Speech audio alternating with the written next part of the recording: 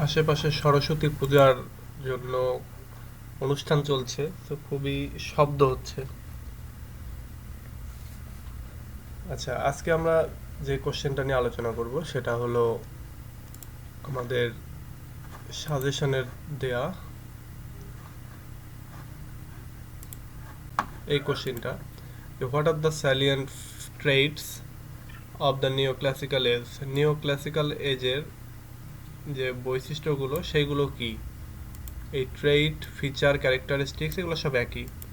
আবার অনেকেই এখানে স্যালিয়েন্ট না লিখে সাইলেন্ট লিখে ফেলো, তো এটা কিন্তু একটু মাথায় রেখো। সাইলেন্ট মানে হচ্ছে চুপচাপ থাকা বা নিশ্চিত, মানে শব্দ না করা।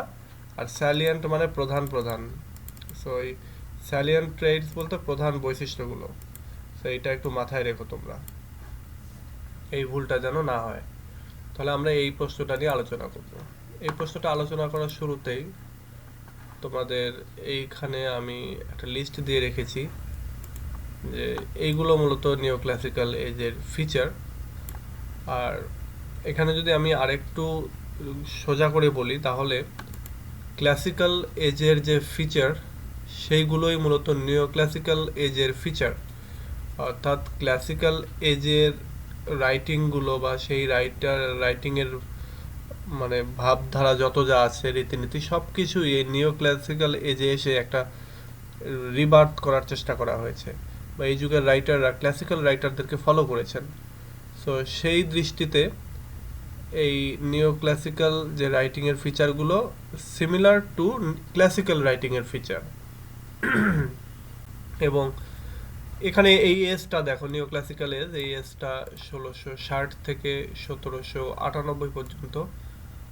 অর্থাৎ এইটা মেবি তোমার, আচ্ছা কোথায়, যে রেনেসান্স এজের যে শেষ এবং আমাদের যে রোমান্টিক এজ, সে রোমান্টিক এজের শুরু, এই সময়টাকে বলা হচ্ছে নিও ক্লাসিক্যাল এজ।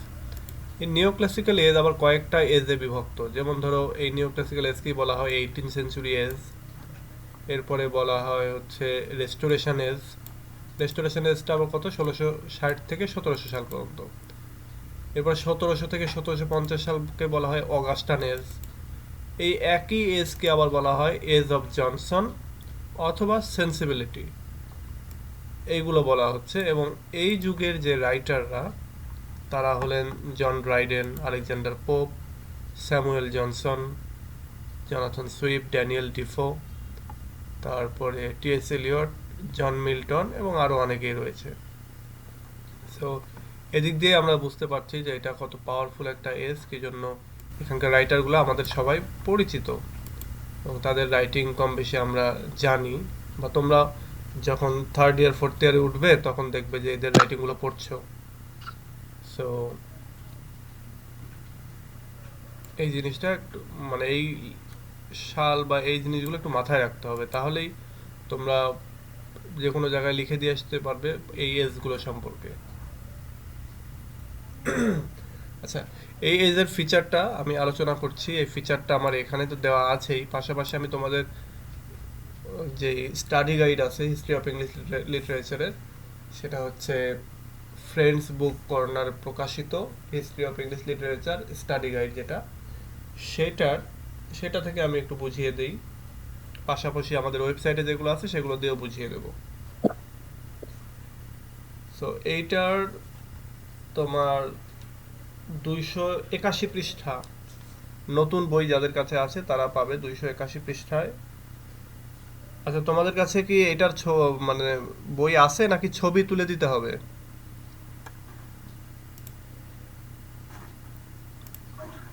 স্যার ছবি তুলে দিলে ভালো হয়। স্যার আমার কাছে স্যার নাই, আমার স্টাডি কাছে গাইড সেফ নাকি? পাবলিকেশনের গাইড আছে। আচ্ছা, আমি তাহলে ছবি তুলে দেই, তোমরা 1 মিনিট ওয়েট করো, আমি ছবিটা তুলি।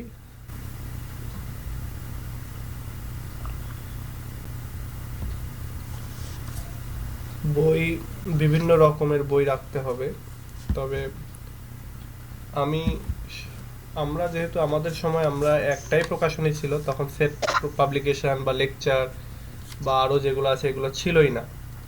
সেই সময়টাতে শুধুমাত্র এই ফ্রেন্ডস ছিল, এর জন্য আমরা যেটা অভ্যস্ত সেটা হচ্ছে ফ্রেন্ডস পাবলিকেশনের বই পড়তে অভ্যস্ত। এবং আমাদের মতে বা আমার মতে ফ্রেন্ডস পাবলিকেশনের বইগুলো সবসময়ের জন্য একটু গুরুগম্ভীর হয়ে থাকে, বা এটা পড়লে অনেক সময় মনে হয় যে হ্যাঁ এটা বড়দের লেখা বই এরকম মনে হয়। এছাড়া যতগুলো আছে সবগুলোই কেমন যেন একটু আমার কাছে অত ইয়ে লাগে না, ম্যাচিউরড লাগে না। আপু আমি আচ্ছা, আমাদের কানেকশন চলে গিয়েছিল, এখন শুনতে পাচ্ছ তোমরা? জি স্যার শুনুন। জি স্যার শুনতে পাচ্ছি। আচ্ছা, দেখো আমি ভুল করে থার্ড ইয়ারের গ্রুপে পোস্ট করে দিয়েছিলাম, তো ওইটাতে ডিলিট করে আবার এখানে আসলাম, তোমাদের গ্রুপে দেখো দিয়ে দিয়েছি এইটা। কি রেকর্ড করছেন? জি, আবার কি রেকর্ড করছেন? হ্যাঁ রেকর্ড তো হচ্ছেই। আচ্ছা, ঠিক আছে।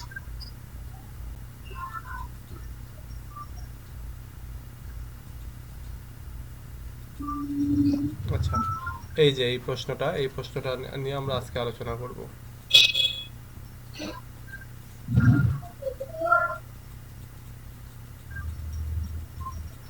আচ্ছা, তোমরা দেখো একটু,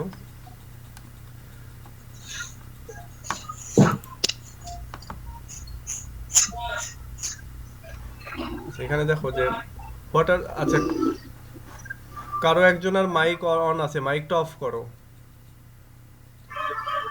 তোমার স্পিকারটা অফ করো।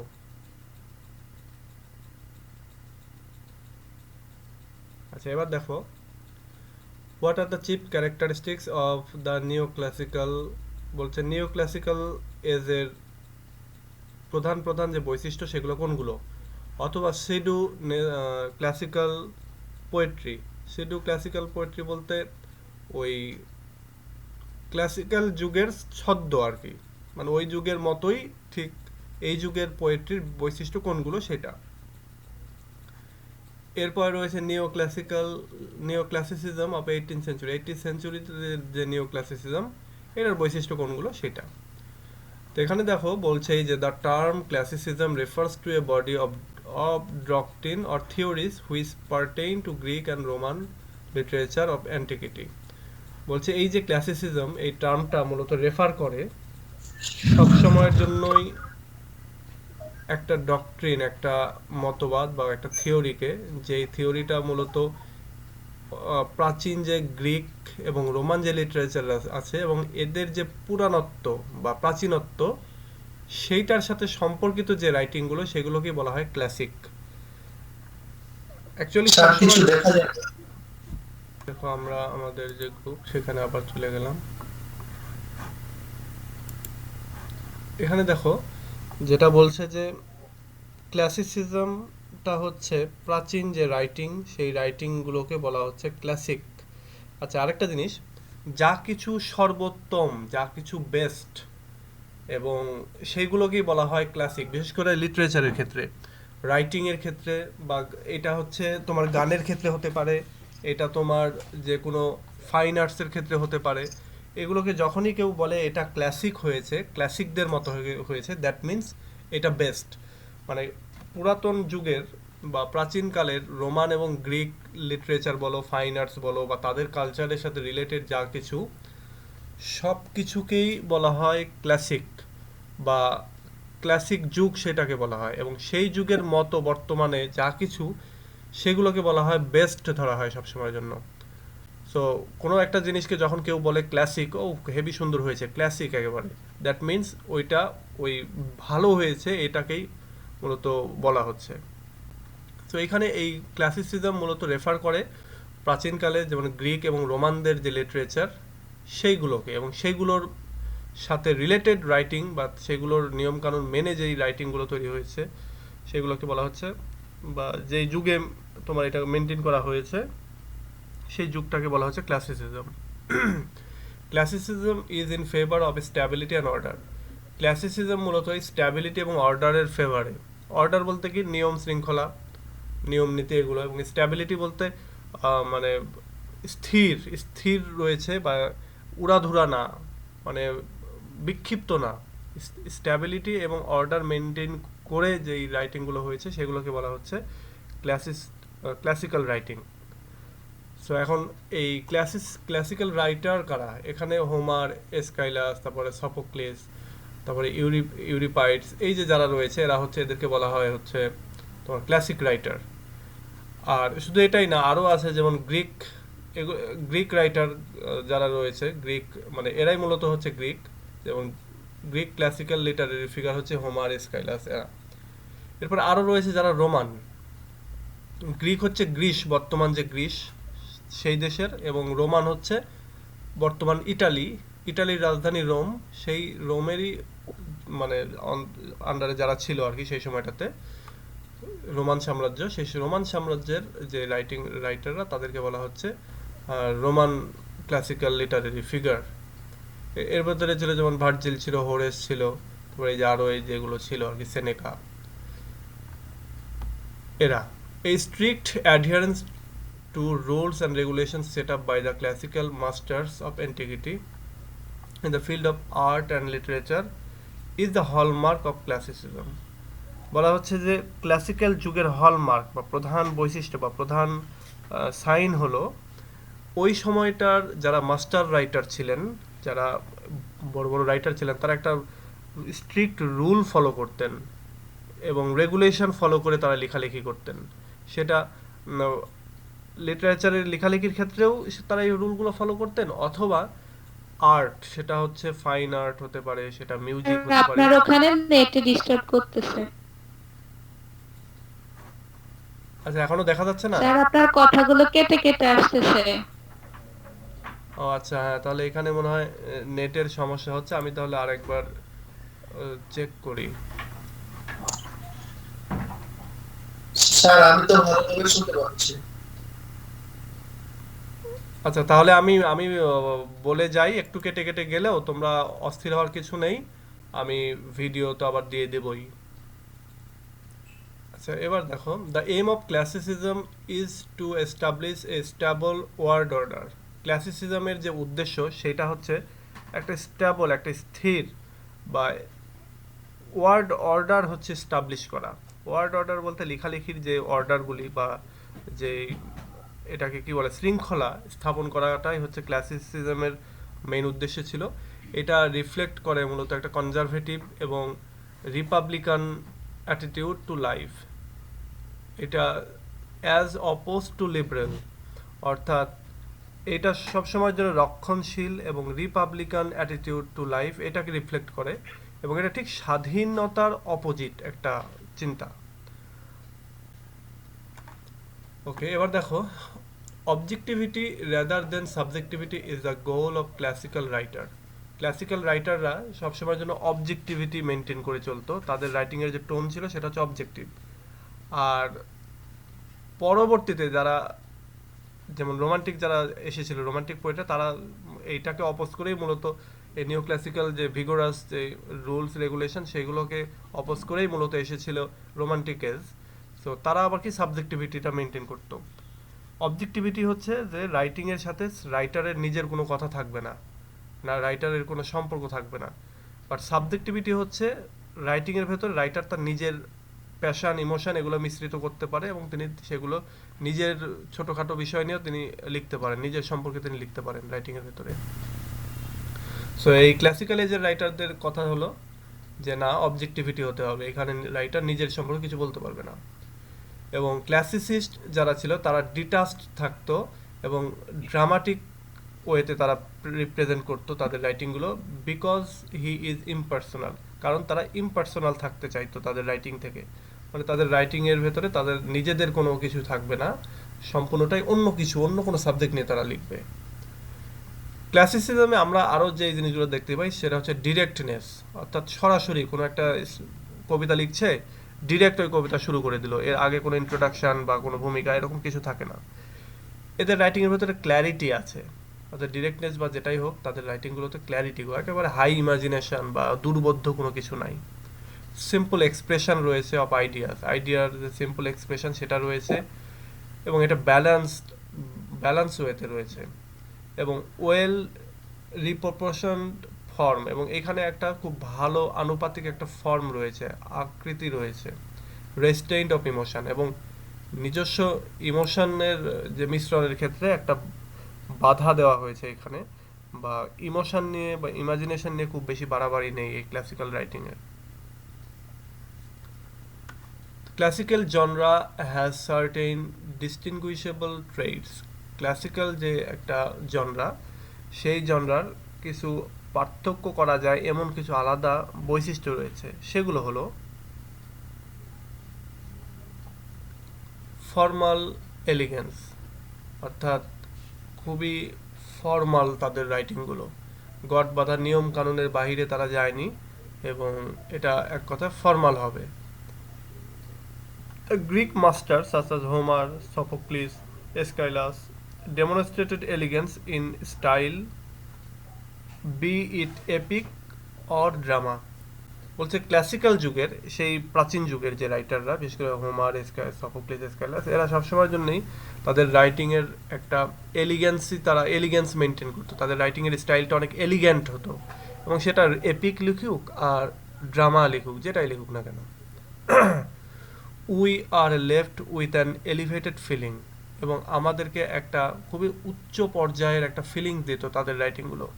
When we pursue the classical authors, যখন আমরা এই ক্লাসিক্যাল অথরদের রাইটিংগুলো পড়তাম, তখন আমরা খুব এলিভেটেড, উচ্চ মানের একটা ফিলিং আমাদের ভেতরে আসতো। Addison and Steele who are the neo classical authors, বলা হচ্ছে যে এডিসন এবং স্টিল এরা নিও ক্লাসিক্যাল অথর, এবং তাদের যে রাইটিং সেগুলো হচ্ছে ডেসক্রাইব মোস্ট এলিগেন্টলি, তাদের রাইটিংগুলো খুব এলিগেন্টলি তারা ডেসক্রাইব করতো তাদের চিন্তাধারাগুলো। The way of sir Roger de Coverley which, এটা লেখাটা বোঝা যাচ্ছে না, আচ্ছা, which delights and fascinates us, বলছে যে রিচার্ড স্টিল এবং এডিসন, তারা যেভাবে তাদের রাইটিংয়ের ভেতরে স্যার রজার ডি কভারলিকে যেভাবে প্রেজেন্ট করেছে, এটা আমাদেরকে একই সঙ্গে আনন্দও দিয়েছে এবং আমাদেরকে ফ্যাসিনেট করেছে। They try to avoid crudity in their works, তারা তাদের রাইটিংয়ের ভেতর থেকে যত ধরনের ক্রুডিটি আছে সেগুলোকে তারা অ্যাভয়েড করার চেষ্টা করেছে। এবার আমরা দেখি যে কারেক্টনেস। ক্লাসিক্যাল যারা রাইটার, তাদের লেখা সবসময় খুবই কারেক্ট হয়ে থাকে, এর ভেতর ভুলভ্রান্তি কম হয়, যেহেতু তারা নিয়ম কানুনের ভেতর থেকে করে। ক্লাসিক্যাল অ্যান্ড নিও ক্লাসিক্যাল, বলা হচ্ছে ক্লাসিক্যাল যারা ছিল তারা এবং নিও ক্লাসিক্যাল যারা, ঠিক এই 200-300 বছর আগের যে নিও ক্লাসিক্যাল রাইটার বা নিও ক্লাসিক্যাল এজ, সেই যুগের রাইটারদের চেষ্টাই ছিল সবসময়ের জন্য তাদের রাইটিংয়ের ভেতরে কারেক্টনেস এবং পারফেকশনটাকে মেনটেন করা, এনশিওর করা। তারা সবসময় চাইতো যে তাদের রাইটিংয়ে যাতে কোনো ভুলভ্রান্তি না থাকে, তাদের নিয়ম কানুনের বাইরে তারা যাবে না। তারা খুবই আগ্রহী ছিল নিয়ম কানুনগুলোকে অ্যাকুরেটলি মেনটেন করার জন্য, এবং এটা করার ক্ষেত্রে আমরা যদি ক্লাসিক্যাল যুগের রাইটার অ্যারিস্টটলকে দেখি, তাহলে সে তো নিজেই এটার একটা মাস্টার, এবং সে নিজে এটা নিয়ে পোয়েটিক্স লিখে ফেলেছে, যে ড্রামার নিয়ম কানুন বা এপিকের নিয়ম কানুন কীভাবে কী হবে, এটা নিয়ে তার তো পোয়েটিক্স আছেই। তোমরা যারা পোয়েটিক্স পড়েছো, তোমাদের আচ্ছা সেকেন্ড ইয়ারে মনে হয় পোয়েটিক্স নাই, এটা থার্ড ইয়ারে আছে।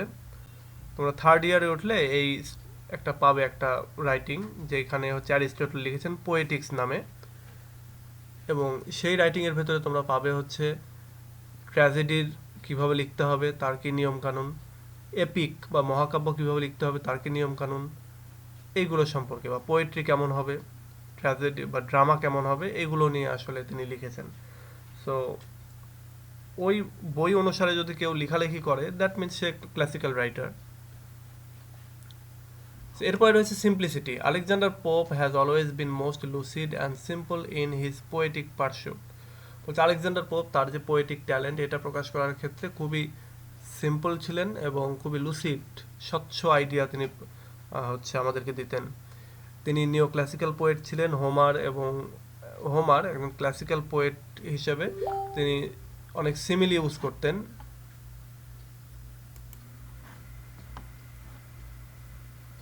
হোমার, আচ্ছা আমি বুঝতে পারছি হয়তো নেটের সমস্যার কারণে কেটে যাচ্ছে তোমাদের, বা তোমরা ডিসকানেক্টেড হয়ে যাচ্ছ। তো তোমরা হতাশ হও না, আমি যেহেতু ভিডিওটা রেকর্ড করছি সো ভিডিওটা তোমরা পাবে। আচ্ছা, Homer classical a classical poet used simile and metaphors in Iliad. বলছে ইলিয়াডে হোমার সিমিলি মেটাফোর এগুলো ইউজ করেছেন from the common object of everything everyday life. Everyday লাইফের যে কমন অবজেক্টগুলো রয়েছে সেগুলো থেকে তিনি সিমিলি মেটাফোরগুলো নিয়ে ইউজ করেছেন। এরপরে আছে রেস্ট্রেইন্ট। রেস্ট্রেইন্ট মানে অনেক প্রতিবন্ধকতা আর কি ছিল তাদের রাইটিংয়ের ভেতরে।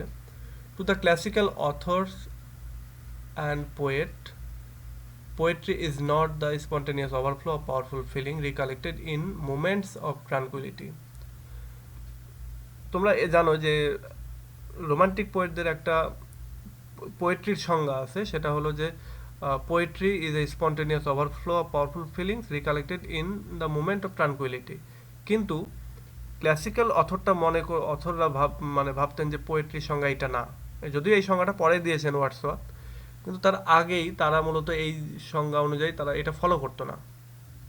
তারা খুবই রেস্ট্রেইন, তারা খুবই নিজেদেরকে লিমিটেড রাখতো, এবং তারা তাদের যে চিন্তাভাবনা সেগুলো অনেক সময় হতো যে putting down A verse or paragraph. তারা যেই ধরনের চিন্তাভাবনাগুলো তাদের প্যারাগ্রাফ বা ভার্সের ভেতরে দিত সেগুলো অনেক প্রতিবন্ধকতা।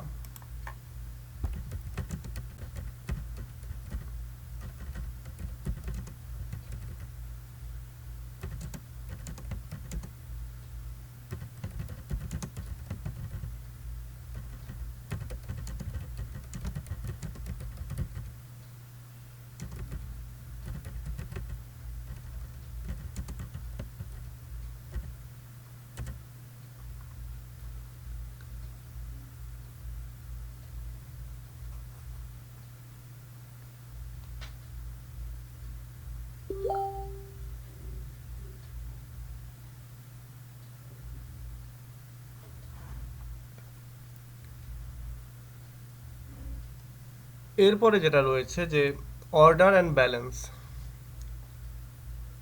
টু দ্য ক্লাসিসিস্টের কাছে order both in society and literary pursuit was important. Classical যে রাইটার বা ক্লাসিসিস্ট যাদেরকে আমরা বলছি তাদের কাছে সমাজে হোক বা লিটারেচারের ক্ষেত্রে হোক, যেখানে হোক না কেন সেখানে অর্ডার মানে নিয়ম শৃঙ্খলাটা সেটা হচ্ছে খুবই ইম্পর্টেন্ট। এবং তারা কখনোই they never wrote any work which defines order and balance. তারা কখনোই কোনো কিছু লিখতেন না যেগুলো তাদের যে অর্ডার এবং ব্যালেন্স, যেটা শৃঙ্খলা এবং ভারসাম্য সেটাকে ডিফাই করতো, নষ্ট করে দিত, এরকম তারা কোনো কিছু লিখতেন না। তারা সবসময় ফলো করতেন একটা মডারেশনকে, এবং তারা সবসময় যেন ব্যালেন্স ছিল তাদের আইডিয়াগুলো তৈরি করার ক্ষেত্রে। এরপরে বলছে প্রপোর্শন। দ্য ক্লাসিক্যাল অ্যান্ড নিও classical Literary figures had a good sense of proportion. তাদের সবারই একটা আনুপাতিক যে বিষয় বা অনুপাতের যে বিষয় বা ব্যালেন্সের যে বিষয়, এইটাতে এই ক্লাসিক্যাল রাইটার এবং নিও ক্লাসিক্যাল রাইটার সবারই একটা প্রোফাউন্ড একটা ধারণা ছিল। রোমান্টিকদের মতো তারা unlike the romantic poets who like to indulge in unbridled flights of imagination, the classical authors proportioned their emotion and intellect in their literary work. বলছে যে রোমান্টিক পোয়েটরা যারা কিনা তাদের রাইটিং এর ভিতরে একেবারে হাই এন্ড ইমাজিনেশন তারা ইউজ করত, তাদের মতো এই ক্লাসিক্যাল রাইটাররা এই এত ইমাজিনেশন ইউজ করতো না, বরং তারা তাদের রাইটিং এর ভেতরে তাদের ইমোশন এবং ইন্টেলেক্টকে আনুপাতিক হারে, সমানুপাতিক বা একটা ব্যালেন্স রেখে তারা প্রকাশ করত।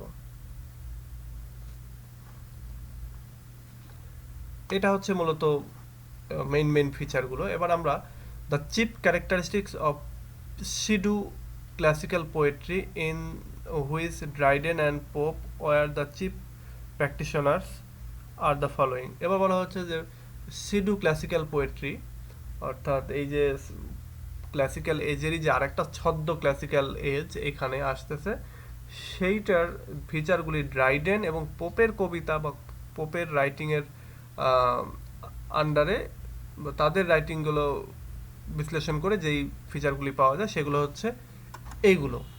সো এইগুলো এবার নিয়ে আবার আমরা আলোচনা করব। দেখো, পোপ এবং ড্রাইডেনের রাইটিং অনুযায়ী যে poetry of the upper class, অর্থাৎ পোয়েট্রি হবে সবসময়ের জন্য আপার ক্লাসের অভিজাতীয় লোক যারা, তাদের টপিকগুলো নিয়ে।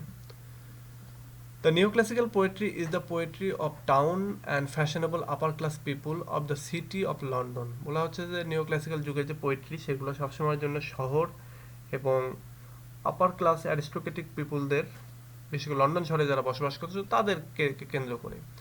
ইট deals with the vices and frivolities and follies of the belles and beaux. বলা হচ্ছে যে অ্যারিস্টোক্রেটিক লাইফের যে মানুষজন, বিশেষ করে মহিলা বা অ্যারিস্টোক্রেটিক যে সমাজে সম্ভ্রান্ত শ্রেণীর যে লোকজন, তাদের যে প্রতিদিনের যে চলাচলের যে ভুল ত্রুটিগুলো, ভাইসগুলো, ফ্রিভলিটিসগুলো বা ফলিসগুলো, এইগুলো বা কফি হাউস, ক্লাব, বার, এই জায়গাগুলো যে অ্যারিস্টোক্রেটিক যে ম্যানার বা ফ্যাশনেবল যে কোর্টলি একটা সার্কেল থাকতো, অর্থাৎ রয়্যাল প্লেস, রয়্যাল যে প্যালেস, এগুলোর যে সার্কেল, সেই সার্কেলের মানুষদের ভুল ত্রুটিগুলোই মূলত এই সময়ের হচ্ছে পোয়েট্রিগুলো তুলে ধরতো। Poetry found here social and realistic rather than personal and emotion. এবং পোয়েট্রি এই সময়ে হচ্ছে অনেক সামাজিক এবং অনেক রিয়েলিস্টিক, সেখানে কোনো পার্সোনাল বা কোনো ইমোশনাল কোনো আইটেম থাকতো না। এরপরে বলা হচ্ছে স্যাটিরিক পোয়েট্রি, অর্থাৎ এই যুগে এই আমাদের হচ্ছে নিও ক্লাসিক্যাল যুগে পোয়েট্রি, স্যাটিরিক পোয়েট্রি তৈরি হতো, পোয়েট্রির মাধ্যমে স্যাটায়ার করা হতো। বলা হচ্ছে যে ল্যাক অফ এপিক, এই সময়টাতে এপিক রাইটিং হয়নি। ড্রামাটিক অ্যান্ড লিরিক পোয়েট্রি, এই সময় ড্রামাটিক রাইটিংও হয়নি এবং লিরিক রাইটিংও অত ভালো হয়নি। Drama and epic the grandest form of poetry, বলা হচ্ছে ড্রামা এবং এপিক এটা হচ্ছে পোয়েট্রিরই সবচেয়ে ভালো হচ্ছে ফর্ম, ভালো একটা আকৃতি। Were beyond the reach of the writers of this period, এবং এইগুলো এই যুগের রাইটারদের যে ক্যাপাসিটি বা তারা ওইভাবে লিখেননি আর কি, বিশেষ করে এপিক বা ড্রামা এগুলো। দে ল্যাকড লিরিক ইন্টেন্সিটি, তাদের ভেতরে অত লিরিক্যাল যে ধারণা সেগুলো অতটা ছিল না এই সময় রাইটারদের ভেতরে, তারা অত ছন্দ মেলাতে পারতেন না এরকম টাইপের। And could not write lyrics, এবং তাদের লিরিক লিখতে পারতেন না। They excelled not only one kind of poetry, তারা শুধুমাত্র যে এক ধরনের পোয়েট্রি লেখার ক্ষেত্রে দক্ষ ছিলেন তা না, বরং তারা স্যাটিরিক পোয়েট্রিও তারা লিখতেন। তারা সমাজের বিভিন্ন যে সমস্যা, সেই সমস্যাগুলিকে স্যাটায়ারের মাধ্যমে হাস্য রসাত্মক উপায়ে তারা প্রেজেন্ট করতেন। এবং এটার সবচেয়ে ভালো যে উদাহরণগুলো সেটা হচ্ছে যে আপসালন এবং অ্যাসিটোফেল এইটা, এবং পোপের ড্রাইডেনের রাইটিং এটা, এবং পোপের যে রাইটিং সেটা হচ্ছে the rape of the lock. এগুলো তোমরা থার্ড ইয়ারে উঠলে পাবে। তো এই দুইটা রাইটিং হচ্ছে খুবই মজাদার রাইটিং, এবং এগুলোতে স্যাটায়ারের মাধ্যমে, হাস্য রসাত্মকের মাধ্যমে সমাজের ভুল ত্রুটিগুলো উপস্থাপন করা হয়েছে।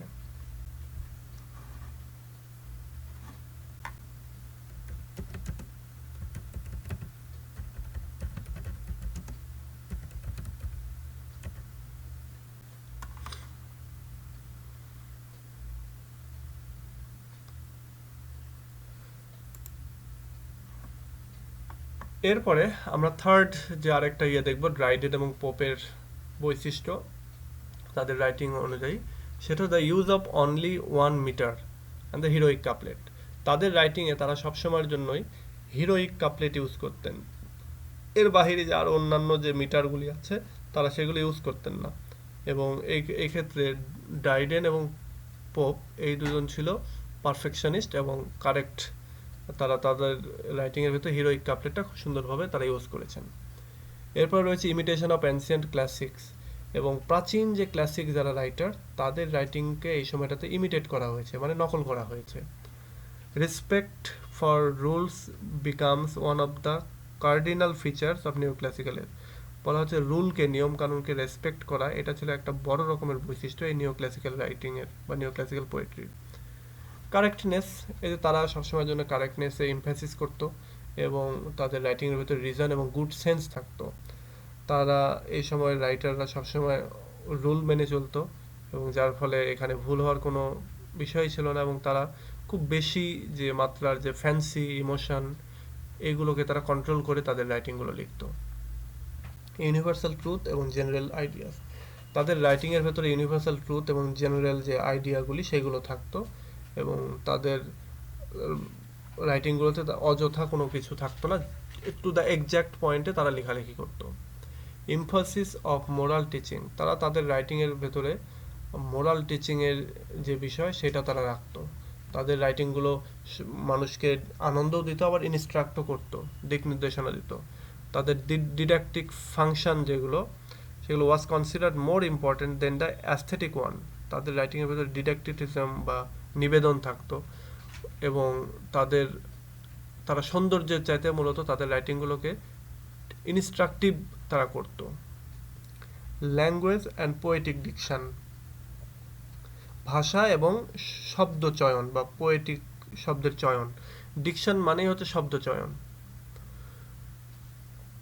তাহলে ক্লাসিক্যাল এজের যেই পোয়েটরা যারা ছিল তারা তাদের একটা দিক দিয়ে তারা খুবই নোভেলিটি অ্যাচিভ করেছিল, সেটা হচ্ছে তাদের ভাষা এবং ডিকশনের ক্ষেত্রে তারা তাদের পোয়েট্রিটাকে প্রপার ডিকশন ইউজ করতো তারা, এবং তাদের ল্যাঙ্গুয়েজটা অনেক রিফাইন্ড হতো এবং অনেক কালচার্ড বা সম্ভ্রান্ত শ্রেণীর বা এডুকেটেড অডিয়েন্স তারা পেত। এরপরে রয়েছে ডেকোরাম। ডেকোরাম মানে নিয়ম নীতি। The need of decorum was also emphasised, ডেকোরামের যে প্রয়োজনীয়তা এটাকে তারা জোর দিত খুব। It was recognised that different kinds of poetry have different style proper to them, এবং এটা তারা মেনে নিত যে বিভিন্ন ধরনের যে রাইটিং সেটার বিভিন্ন ধরনের স্টাইল থাকবে। সো এই যে স্টাইল বা নিয়ম নীতি এইটাকে তারা খুব মানে সুন্দর করে ফলো করতো। ইনফাইন আমরা এটা বলতে পারি যে এই পোপসের যে এজ বা তার এজের যে পোয়েট্রির বৈশিষ্ট্য সেগুলো এক ধরনের আর্টিফিশিয়াল ছিল এবং স্যাটিরিক্যাল ক্যারেক্টার সে ইউজ করতো। আর্টিফিশিয়াল কৃত্রিম এবং স্যাটিরিক্যাল ক্যারেক্টার সে ইউজ করতো, এবং this poetry belongs to the spare of satire and sensibility, এবং এই পোয়েট্রিগুলো একই সঙ্গে স্যাটায়ার এবং সেন্সিবিলিটির যে হচ্ছে এরিনা সেই এরিনার ভেতরে থাকতো। And is a store house of social sketch, এবং এর ভেতরে সোশ্যাল একটা স্কেচ যেন থাকতো, সামাজিক যে চিত্র সেগুলো ফুটে উঠতো। পার্সোনাল ইনভেকটিভস এখানে অত বেশি ওইভাবে থাকতো না। ক্রিটিক্যাল ভিউজ থাকতো, এখানে মোরাল আইডিয়া থাকতো। এটা বেসিক্যালি এদের রাইটিংগুলো অনেক ইন্টেলেকচুয়াল হতো, জ্ঞানে পরিপূর্ণ থাকতো।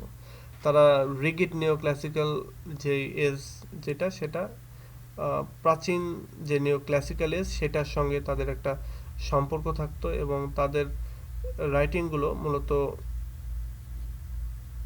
অনেক মানে ইন্টেলেক্ট হতো এক কথায়। আচ্ছা, পরবর্তীতে যেটা দেখা যায় যে তাদের এই ইন্টেলেকচুয়াল যে রাইটিং সেইটা অনেক রিগিডনেস ছিল, তাদের নিয়ম কানুন বা বাড়াবাড়ি রকমের তারা এটাকে মেনটেন করতো, যার কারণে সেটার রেজাল্টেন্ট হিসেবে কিন্তু পরবর্তীতে 1758 সালে রোমান্টিক এজ আসে, এবং রোমান্টিক এজে কিন্তু রোমান্টিক এজের মেইন স্লোগানই হচ্ছে poetry is the overflow of powerful feelings recollected in tranquillity. এবং এখানে তোমরা যদি রোমান্টিক এজের ফিচার পড়ো তাহলে দেখবে যে এখানে পার্সোনাল ইমোশন থাকে, বা কবি তার নিজের মতো করে যা ইচ্ছা তাই লিখে, সিম্পল ল্যাঙ্গুয়েজ। কিন্তু রোমান্টিক এজের ঠিক পুরো উল্টা হচ্ছে এই classical age, neo classical age যেটা সেটা। সো আশা করি তোমরা বুঝতে পেরেছো। আর যেহেতু তোমরা নিজেরা বলছোই যে আমার এখানে নেটওয়ার্কের জন্য ভালো করা যাচ্ছে না বা তোমরা শুনতে পাচ্ছ না, সো আমি এই জন্য ভিডিওটা কন্টিনিউ করলাম, এবং ভিডিওটা আমি আজকে রাতের মধ্যে তোমাদের গ্রুপে শেয়ার দিচ্ছি যাতে করে তোমরা এটা পেতে পারো। সো ঠিক আছে, আমি দুঃখিত যে তোমরা ক্লাসটা করতে পারলা না। আসলে এটা বিদ্যুৎ এবং নেটের যে বিষয় এগুলোতে আসলে কারোরই হাত থাকে না। সো এটাকে তোমরা পজিটিভলি দেখো। তো ঠিক আছে, আজকে এ পর্যন্তই। পরবর্তীতে নেক্সট ক্লাসে আবার কথা হবে। টিল দেন, আল্লাহ হাফেজ।